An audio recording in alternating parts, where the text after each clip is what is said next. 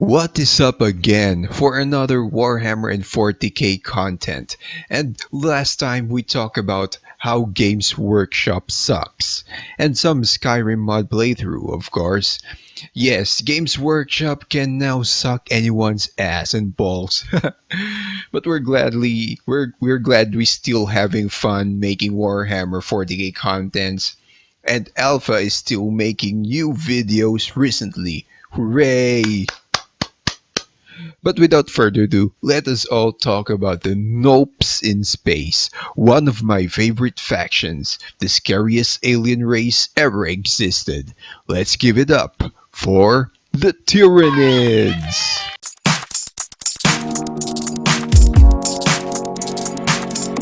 Okay, the Pokemons of the Warhammer universe. Kidding. Okay, it reminded me of my childhood, which is Starship Troopers.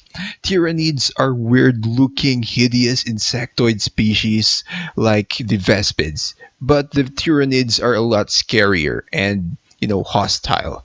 They are on the top of the food chain, and they don't hesitate to chew up of any other factions, like they're enemies of all enemies, threats among threats. Yep, especially orcs. Orcs are a huge advantage to the Tyranids, cause they're large, and the larger the target, the larger the food. The larger the food, the more smarter and bigger they develop, just like Americans. Oops. They are the apex predators in Warhammer universe.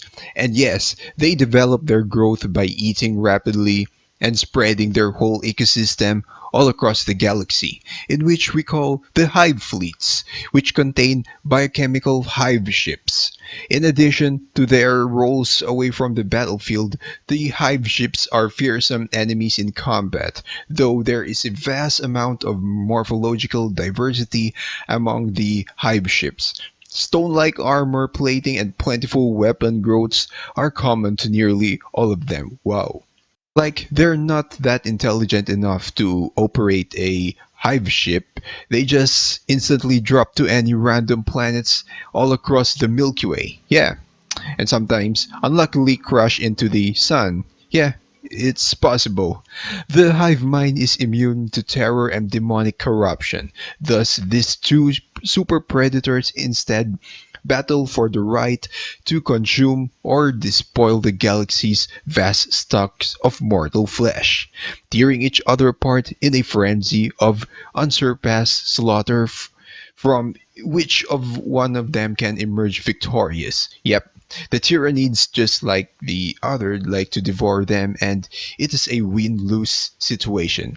And some said that the Tyranids came from the Halo star. Is it true, guys?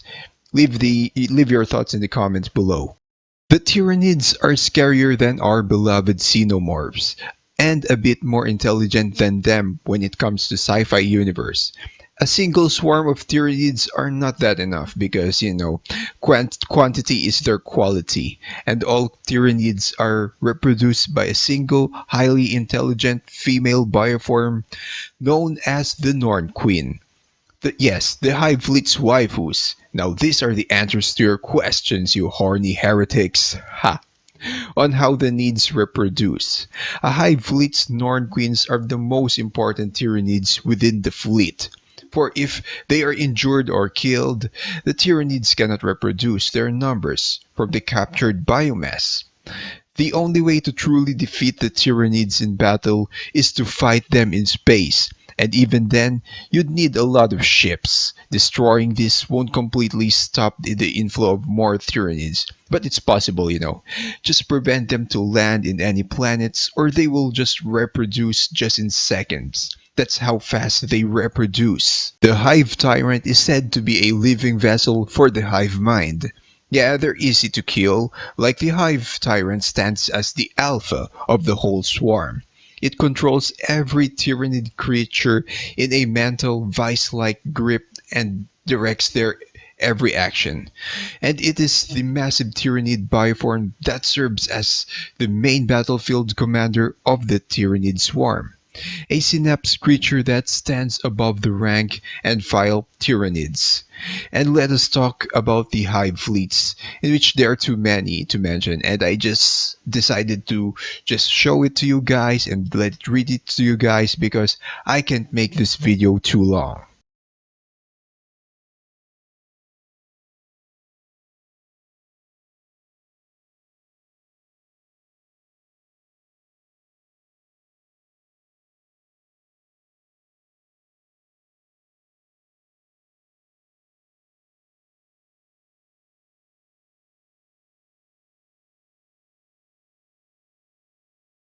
And I almost forgot that we have the Genestealer cults, in which they are infected by the venom of Tyranids, in which they are humans, but they worship these insects secretly and they devour anyone who stands in their way. Well, they have nothing to do with the chaos, and it is not either possible that they could fall or negotiate with the chaos, because they can't even interact. They just kill, infect, and devour any living beings. And the best part is the Tyranids can both be parasitic and they can grow taller and bigger, as tall as any titans. And there are also a lot of units of Tyranids which they really have in lore, in which the unification mod doesn't have. And it is a shitload, man. And my favorite biggest Tyranids are the Trigon and the Bio-Titan.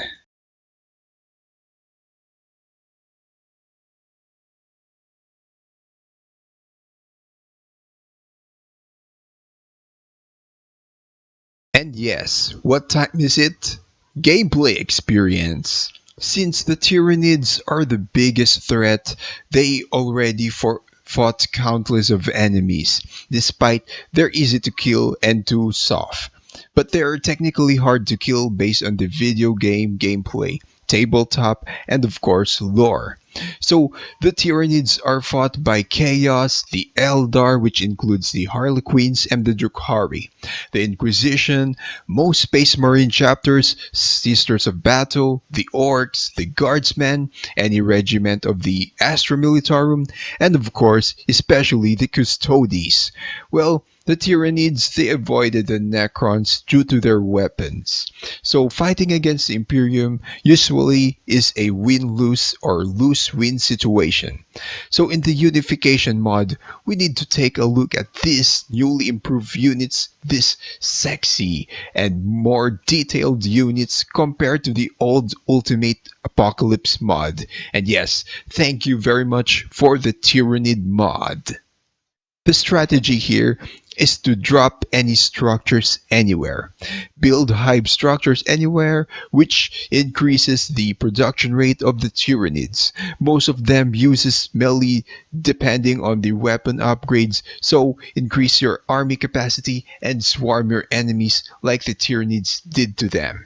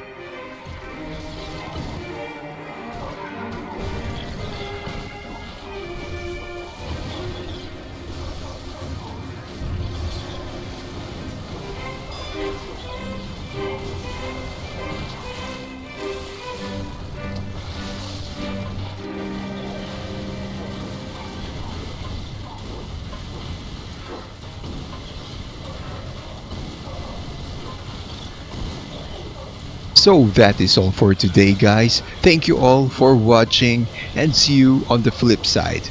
Again, let us continue supporting each other, especially Warhammer 40k content creators. Peace out.